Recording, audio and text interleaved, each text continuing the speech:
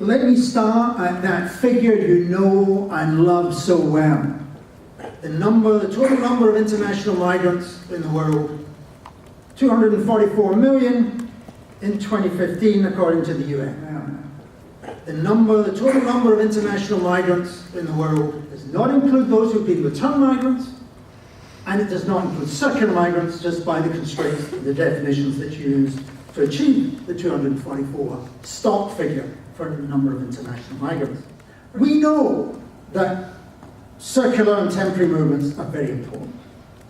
Economic historians have educated us in the number who returned in the 19th century from England and Wales, who went to the United States and came back. The proportion is about 44%, and that is significant.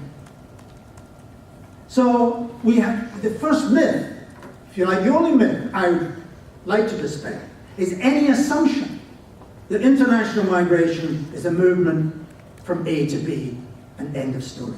It's not. It's usually a complex system of backward and forward movements. We need to bring in a type of short-term mover that we do not associate with as migration or has anything to do with migration. And those are international tourists, or those defined as international tourists. Now, how many are there? Well, of course, we don't really know. But let me give you a couple of numbers. In 1990, there were 435 million international arrivals. Now, that's not individuals, that's arrivals. So if somebody's backpacking from Panama to the United States, one person arriving in many different countries. I don't have time to go into the complexities of using these data. But the number of international arrivals was 435 million in 1990. In 2016, the most recent year for which we've got statistics, it was 1.25 billion. Now, it doesn't matter the difficulties of measurement, we are dealing with an enormous and rapidly growing circulation of people. Now, what's that got to do with migration? First of all, the links between tourism and migration itself. For example, does tourism substitute for international migration? If you can go to Bali for 2 or 3 months, you don't have to migrate there. Off you go and enjoy the massages and the beaches, and then you go home. And then maybe you go back the next year. So it's a substitution effect. Is it or isn't it? You don't know. Or does this lead to an expansion of migration? That you go as tourist, you like it, well, go back home, and then you go as a migrant. Again, we don't know. But the links between tourism and migration need to be examined. Secondly, tourism provides a channel. Everybody wants tourists because they bring money.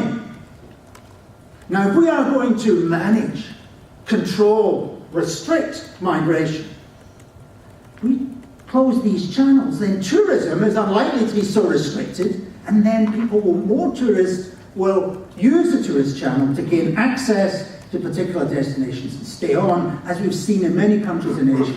Or then do we then obviously have to manage tourism? So you won't be able to go to Bali for a month. There'll be complex visa procedures and so on. Secondly, tourism itself stimulates migration in a way that in both cities and in remote areas, such as the one in which I've chosen to return to, that's only sustained through importing people to carry out the services in tourism. We need migrants. The services of the hospitality industry is dominated by the foreign-born. In remote areas, making these areas sustainable, because these areas do not have the skills required for the kinds of tourism that these areas seem to want. But also in places, large cities like London, Paris, Berlin, the hospitality industry depends upon international migrants. So tourism brings in migrants. But tourism itself can lead to the expulsion of people, of migrants. The most infamous example, I suppose, is the example of Venice. Its native population has declined by 30% from 1970 to 2011. That people can no longer afford property, they can no longer afford foodstuffs because wealthy tourists dominate. And I should point out, the number of this number of tourist arrivals does not include those, as I understand the numbers, does not include those on tour ships, on cruising.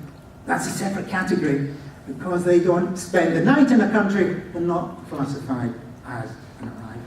So that tourism leads to the expulsion of migrants. And so the reason for which you go to these areas is being destroyed by tourism. And so it leads to an expulsion and tensions between tourist arrivals and local population.